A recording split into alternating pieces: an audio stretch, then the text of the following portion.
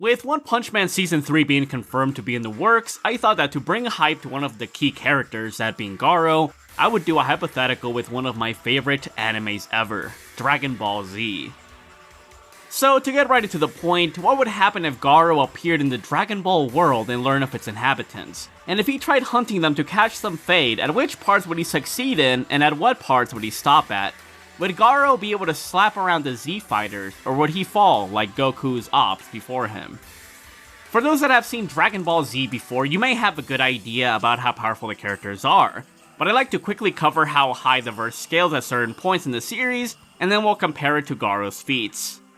To begin, Master Roshi with his Kamehameha in his max power form was able to wipe out the moon with a power level of 180, which is consistent and not an outlier since it is stated in the Daizenshu that Goku's Kamehameha can shatter the moon, and Piccolo prior to his battle against the Saiyans was also able to casually vaporize the moon to stop Gohan's rampage, which I've seen people argue is more so leaning towards small planet levels.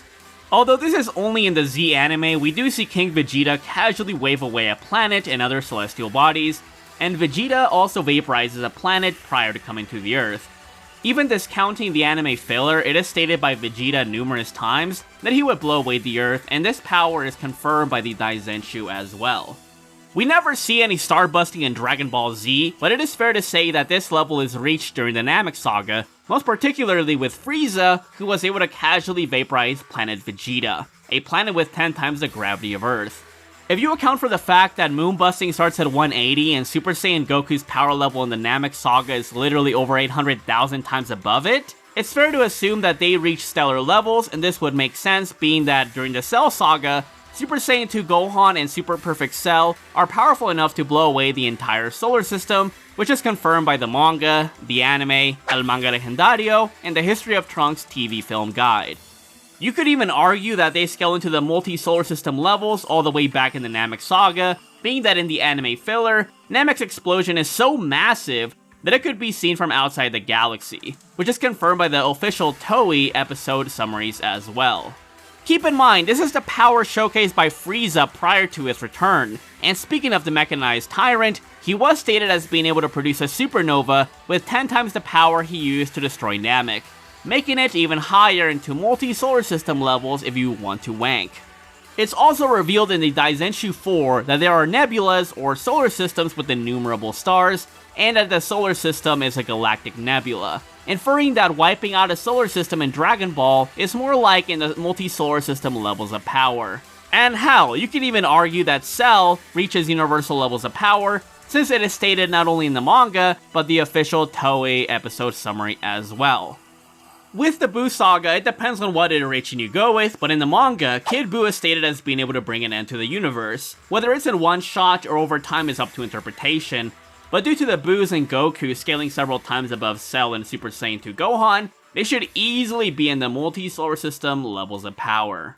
If you go with the anime, Super Saiyan 3 Goku was able to match Kid Buu blow for a while, who was implied as being able to wipe out the Grand Kai's planet, which is multi-galactic in size, due to it orbiting heaven, which is as wide as the universe. It is also stated that the Kaioshin realm, which is 1/10 the size of the infinite macrocosm, was being destroyed by the brawl between the golden-haired hero and the demonic pink gremlin. For further confirmation, we do see Buu eviscerate galaxies on screen too, so they likely scale from galactic to multi-galactic levels, arguably universal, depending on how extensive you think the damage on the Kaioshin realm was. In terms of speed, Goku all the way back during his training in the Lookout was told by Popo that he had to become faster than lightning, which is high hypersonic. We've seen Piccolo vaporize the moon very quickly, which can be argued to be relativistic to light speeds, and we've even seen fodder like Raditz react to that level of speed as well. As confirmed by Vegeta during his battle with Kui, if one becomes stronger, they also become faster. Meaning that Saiyan Saga and Namek Saga Goku are already dozens to hundreds of thousands of times faster than light, let alone Cell and Buu Saga iterations of Goku and whoever scales to him. And of course, since Buu was stated as being able to wipe away everything in the universe, he should be massively faster than light as well, even more so when you account for the fact that he deleted a galaxy in a couple of years. And although Super Saiyan 2 tier characters aren't as fast, they should still scale from this feat. Either way, whether you're using anime or the manga, it is pretty clear that Dragon Ball Z characters, even ones that aren't the main cast, are massively faster than light.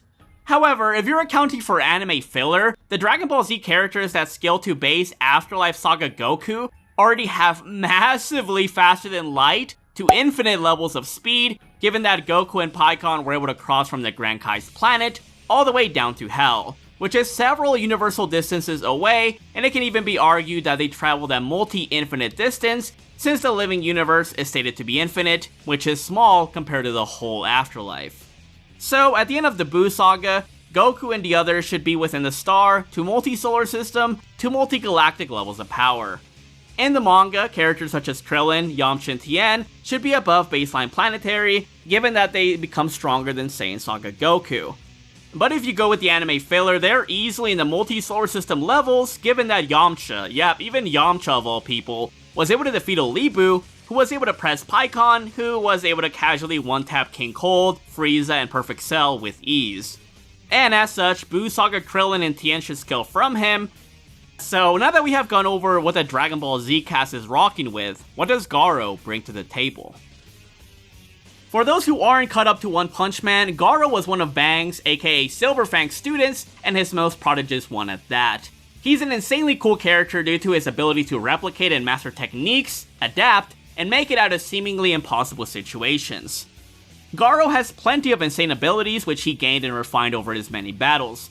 From making a laughingstock of lower ranked heroes trying to jump him while he was sick and poisoned, to fighting the Chad Super Alloy Darkshine, to eventually overwhelming him, to slashing through the gigantic Sage Centipede like a Ginsu knife, to eventually facing off against the caped Baldy himself, Saitama, Garou has a resume for intense scuffles.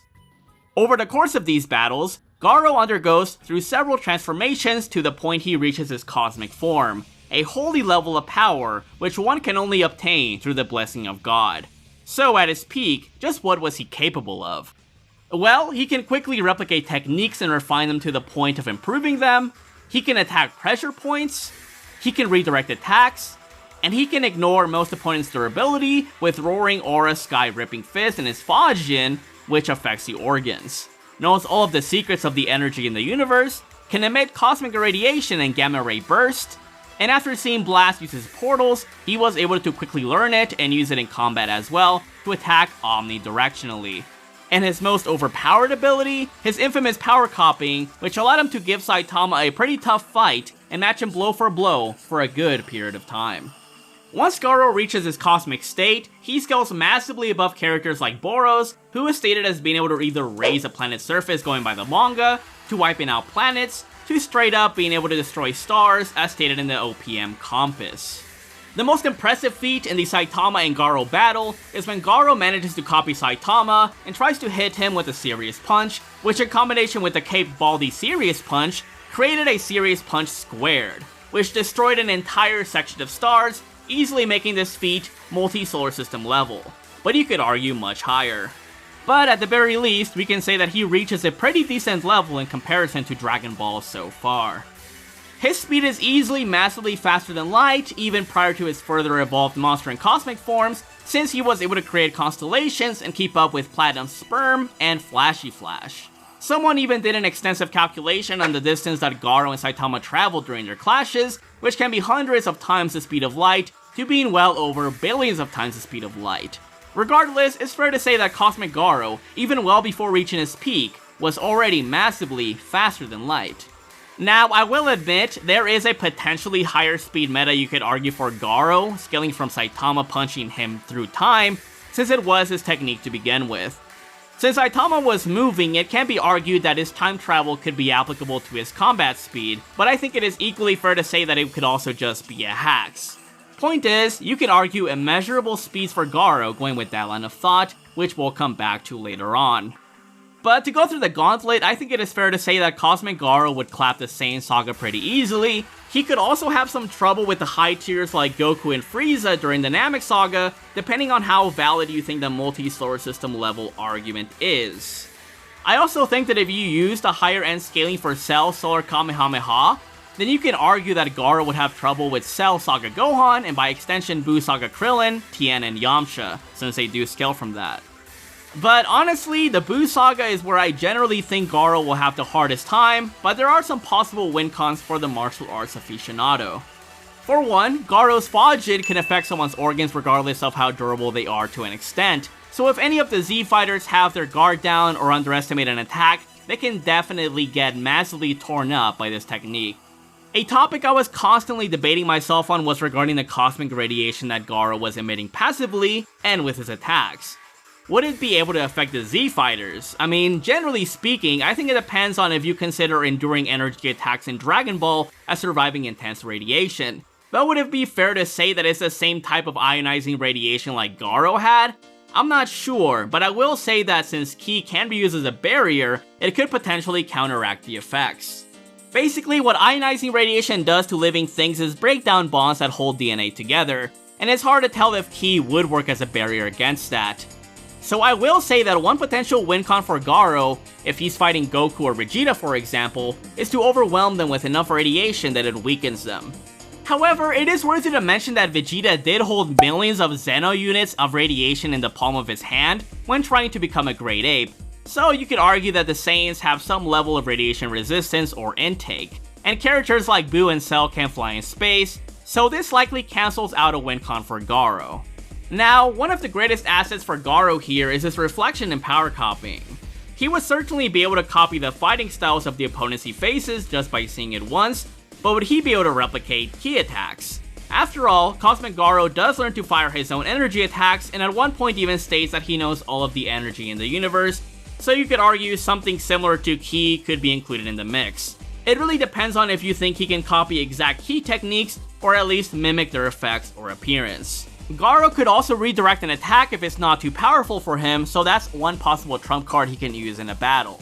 When it comes to things like Super Saiyan or Kaioken, I don't think Garou would be able to copy the iconic glowing form, because it is a genetic trait and not really a technique. Kaioken, however, if showcased by Goku in the fight, could potentially be copied, and I could see Garou master it mid-battle, to the point it has massively less drain than Goku's version. And maybe he could even use a better version of the Mafuba if things really had to take a turn like that. If Garou is throwing down hands with Cell, I think he would have a challenging time, especially if he allows him to grow stronger by abusing Zenkais and regenerating, or by trying to jump him with Cell Juniors. I personally think that Buu would be a huge problem to deal with due to his regeneration, magic, and insane levels of stamina. And of course, due to his ability to also copy techniques. Again, it's hard to decipher if Garou would be able to copy Buu's regeneration or magic, since they are not techniques and are more intrinsic to the nature or genetics of Buu, but I'll leave that up to you. Either way, I think if he's pushed into using it, Majin Buu could also turn him into candy and beat him that way. But hey, Garou could also just reflect it and beat him like the slim evil Buu did. Also, I don't think it would be really a huge deal if Garou were to replicate everyone's techniques except for a few exceptions. After all, Cell literally had Goku's, Frieza's, Vegeta's, and Piccolo's techniques and still got his ass whooped by Gohan.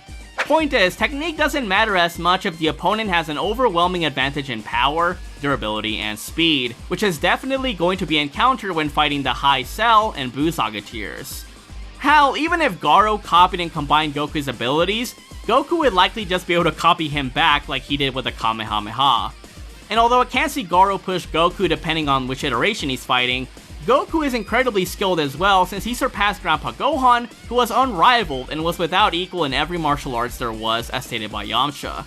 And Goku also received thousands of years worth of training with King Kai, which is pretty huge. If Goku or Vegeta are fighting for the kill, I think they can stop Cosmic Garou before he grows too much in power, to the point that he's unstoppable. But in character, if Goku is messing around and is pacing himself in the battle and allows Garou to grow, he can potentially get overwhelmed and lose that way. It all depends on how quickly Garou can close the gap and if you think he can copy transformations or natural abilities. Gotenks and Gohan could also overpower Garou, but possibly fumble the bag due to how they carry things out against Buu if you want to look at it through a narrative aspect. In conclusion, I think Garou clears the Saiyan sagas pretty soundly, likely clears the Namek saga with some difficulty, would certainly encounter more difficulty in the Cell saga depending on the arguments, but would likely lose to the mid to high Buu saga tiers due to their more immense attack potency, durability, and speed. If even base pre-Buu Saga Goku was capable of crossing universal distances in mere moments, it is unfathomable how fast Super Saiyan 3 Goku and characters who scale to him are. And although I'd expect the Z Fighters to fight Garou one-on-one, there is nothing stopping them from jumping Garou's ass if someone was getting pressed, in which case, he would be in an extremely dire situation. Regarding the higher speed meta I mentioned earlier, I could see Garou blitz the Z Fighters if you do think he can time travel hyperspace punch spam his way through them or something, but if he doesn't grow in power quickly enough, I can see him losing ground, although I wouldn't put too much confidence in the higher speed arguments. Otherwise, I think he stops there at the Buu Saga, especially if you upscale from the multi-solar system implications within the Frieza and Cell arcs. I don't think there's really a point in bringing up Dragon Ball Super or Dragon Ball GT in the movies, since the characters there massively outscale even more, and when you have things like Time Stop, Ultra Instinct, the Hakai, movement in a space beyond time, or shaking the afterlife, and other stuff like that, it definitely makes it harder for Garou to win. But yeah, let me know how far you think Garou makes it within Dragon Ball. I hope you enjoyed the video, thanks for watching, and peace out.